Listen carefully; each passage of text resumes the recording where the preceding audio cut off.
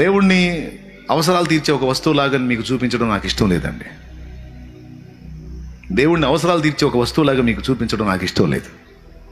దేవుడు మంచి స్నేహితుడు, బెస్ట్ ఫ్రెండ్. దేవుడు మంచి ఆత్మీయుడు. దేవుడు మన కన్న తండ్రి. దేవుడు మన తల్లి కూడా, మన తండ్రి కూడా. దేవుడు మన ఆప్తుడు, అంతరంగికుడు, మనం స్నేహం చేయదగిన వ్యక్తి దేవుడు. దేవుణ్ణి మీకు అలా పరిచయం చేయాలని నాకు ఇష్టం.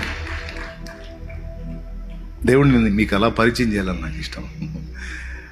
దేవుడు అన్నిటికంటే అందరికంటే ఎక్కువ. జస్ట్ అవసరాలు తీర్చే రోబో కాదు దేవుడు, లేకపోతే ఏటీఎం కార్డు అంతకన్నా కాదు. దేవుడు ఒక నిర్జీవ వస్తువుగా, దేవుడు సజీవుడు, దేవుడు మనసున్నవాడు. ఇంకా చెప్పాలంటే మన స్నేహాన్ని 100% కోరుకుంటున్నవాడు దేవుడు. మనతో సహజీవనాన్ని ఇష్టపడుతున్నవాడు దేవుడు. అందుకోసమే అసలు మనల్ని చేశాడంట. తన కుమారుని సహవాసములకు మిమ్మల్ని పిలిచిన దేవుడు అనుంది. తన కుమారుడితో సహవసించాలట. కొన్నిసార్లు దేవుడు ఒక యంత్రంలాగా పరిచయం అవుతాడు మనకి. అది డేంజర్. యంత్రం ఇప్పుడు ఏటీఎం కార్డు తీసుకొని దానిలోకి వెళ్తాం, డబ్బులు డ్రా చేసుకుంటాం, వచ్చేస్తాం, అంతవరకు. ఇంకా దానికి ఏమన్నా, దాంతో ఏమన్నా మనం మాట్లాడతావా? ఇప్పుడు ఏటీఎం బూత్ ఉంటుంది కదండి, అది దానిలోకి వెళ్ళి దాంతో ఏమన్నా మనం ఫ్రెండ్షిప్ చేస్తామా? అది నిర్జీవ వస్తువు. అది బ్యాంకు వాళ్ళు డబ్బులు పెడతారు, మన కార్డు తీసుకొని మనకి ఎంతకాలంతో డ్రా చేసుకుంటాం, అంతవరకు. కానీ దేవుడు అలా కాదే. వచ్చి, అయ్యా యేసు ప్రభువా, నాకు ఈ సమస్యలు ఉన్నాయి, ఈ బాధలు ఉన్నాయి, ఈ అప్పులు ఉన్నాయి, ఈ రోగాలు ఉన్నాయి, ఈ పరిస్థితులు విషమంగా ఉన్నాయి, ఈ ప్రాబ్లం ఉంది తండ్రి, దయచేసి నాకు సాయం చేయి ప్రభువా అని చెప్పి అంతవరకు అడుక్కొని వెళ్ళిపోవడానికి ఇంకేం లేదా? అంతేనా? అదేనా దేవుడు? అంతవరకే అడిగి కాసేపు ఏదో, ఇదిగో నేను నీకు సపోర్ట్లు కొడుతున్నా దేవా, వాళ్ళతో పాటు కలిసి పాట పాడుతుంది, ఇవన్నీ తీసుకొని నువ్వు నాకు కొంచెం లైన్ చేయి తండ్రి, అంతేనా? అసలు దేవుడితో నువ్వు ఒంటరిగా మాట్లాడుకునే అనుభవం నీకుందా? ఆ దేవుడితో సింగిల్గా కూర్చునే అనుభవం నీకుందా? దేవునితో ఫ్రెండ్షిప్ చేసిన అనుభవం నీకుందా? దేవుడిని ఒక యంత్రంలా ట్రీట్ చేస్తున్నావా, లేకపోతే ఆయన ఒక వ్యక్తి అని గుర్తించావా? అది కూడా మామూలు మనిషి కాదు, మనసున్న వ్యక్తి, మంచి సహృదయుడైన వ్యక్తి. అందుకే కొన్నిసార్లు ఏదో యంత్రంలాగా ట్రీట్ చేస్తుంటే సిగ్గు అనిపించింది, నాకు బాధ అనిపించింది. ఇది కరెక్ట్ గా దేవా అనుకొని కూర్చుంటప్పుడు. ఇంత పరిచర్య వదిలిపెట్టట్టు పోతే ఎట్రా అబ్బాయి అంటే కాదు, ఇంత పరిచర్య వదిలిపెట్టట్టు పోతే ఎట్రా అంటే అట్ట బాబట్టే ఇంత పరిచర్య, లేకపోతే ఎట్ట కుదిరిద్ది? నన్ను అడుగుము, జనములను నీకు సొత్తుగాను, భూమిని దిగంతముల వరకు నీకు స్వాస్థ్యంగాని ఇస్తానన్నాడు. ఏంటి నీ కంగారు? ఏంది నీ తపన? ఏంది హడావుడి? వస్తున్నావు, పరిగెత్తుతున్నావు, మనిషి ఏంది అసలు? ఏంది నీ స్వాప్? ఏంది అంటాడు. ఏం కావాలి నీకు? కూర్చో, ముందు ప్రశాంతం కూర్చో, నా దగ్గర కూర్చో. పరిగెత్తే పనిలోనే ఉన్నావు. ఒరే మనిషి ఊరక తపన పడుతున్నావు, ఏంటి? కూర్చో. ఏంటి నీ బాధ? ఏంది?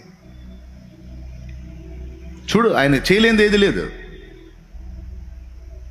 ఏందిరా పొద్దున్న లేచిన కానీ సాయంత్రం దాకా పరిగెత్తానే ఉన్నావు? ఏంటంటే ప్రభా, ఆత్మలు ప్రభా. ఓరే ఆత్మలో కూసోరా. ఆ ఆత్మలను రక్షించడానికి కావాల్సిన బలం నేనే ఇస్తాను, ఆ ఆత్మల్ని కూడా నీకు నేనే ఇస్తాను. రా కూసోరా, కాస్త మాట్లాడరా, కాస్త కూసోరా, కాస్త ఫ్రెండ్షిప్ చేయరా. ఏందిరా పరిగెత్తుతున్నావు? ఎట్టయితే ఎట్రా? లేవా ఆయన దగ్గర? అన్నీ లేవా? ఉన్నాయి కాబట్టి కూర్చొని భజన చేద్దామా? నో, అవన్నీ ఇచ్చినా ఇవ్వకపోయినా ఆయన మనకిష్టం, ఆయన మన నమ్మకం, ఆయన విశ్వసనీయుడు, ఆయన విశ్వసనీయత గొప్పది. నాకు ఇవ్వు, నాకు అది చెయ్యి, నాకు ఇది చెయ్యి కాదు. నువ్వు దేవుని ముందు కూర్చొని నాకు ఎప్పుడు ఏది అవసరమో నీకు తెలుసు. ఇప్పుడు కూడా కొన్ని అవసరాలు ఉన్నాయి, అవి తీర్చాలన్న సంగతి కూడా నీకు తెలుసు. అయినా నువ్వు మౌనంగా ఉన్నావంటే దాని వెనక ఏదో ఆంతర్యం ఉందని నాకు తెలుసు. నీకు స్తోత్రం. నువ్వు ఇచ్చినా ఇవ్వకపోయినా వాటి కోసం అయితే రాలా, నేను నీ కోసం వచ్చా, నీతో గడపాలని వచ్చా, నీతో స్నేహం కోసం వచ్చా. దేవా, నువ్వంటే నాకు ఇష్టమని వచ్చా, అంతే. ఇలాంటి మమత దేవుని ఎడల కనపరిచి దేవునితో మనం అలాంటి అనుభవాన్ని కలిగి ఉంటే ఎంత బాగుండు. కానీ ఏం చేద్దాం, వాడుక వస్తువులాగా అయిపోయాడు దేవుడు.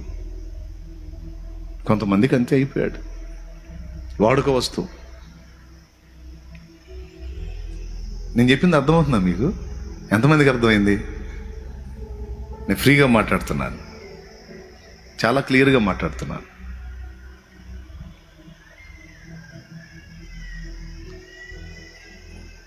దేవునితో అలా మాట్లాడుకోవడం నాకు ఇష్టం, దేవునితో అలా గడపటం నాకు ఇష్టం, దేవునితో ఒంటరిగా ఉండటం నాకు ఇష్టం.